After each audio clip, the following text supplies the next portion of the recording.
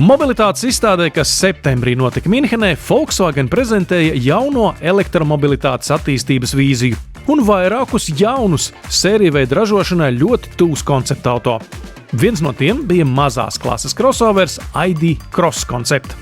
ID Cross sērijveida modeļa vispasaules prezentācija ieplānota 2026. gada sākumā.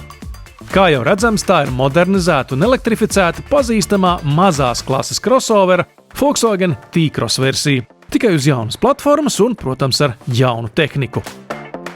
Crossovers ir tikai nedaudz garāks par 4 metriem, taču bez pasažieru telpas tajā atrasta vieta arī 450 litrus lielam bagāžniekam.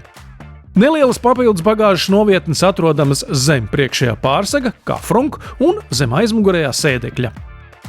Sēdekļu transformēšanas iespējas netipiski šāda izmēra crossoveram, līdzināšoties Volkswagen busu daudzpusīgajām iespējām. Apdares materiāli ir gan ilgtspējīgi, gan izskatīgi un arī patīkami uz tausti. ID Cross ieviesta jauna dizaina stūra un lakoniska paneļa apdare, izmantojot auduma un plastmasas kombināciju. Konceptauto formā uzsvars likts uz gaišiem, dabiskiem materiāliem un labi izgaismotu salonu.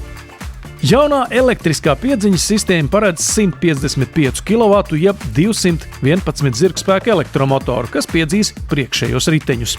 Savukārt paredzamā sniedzamība ir 420 km.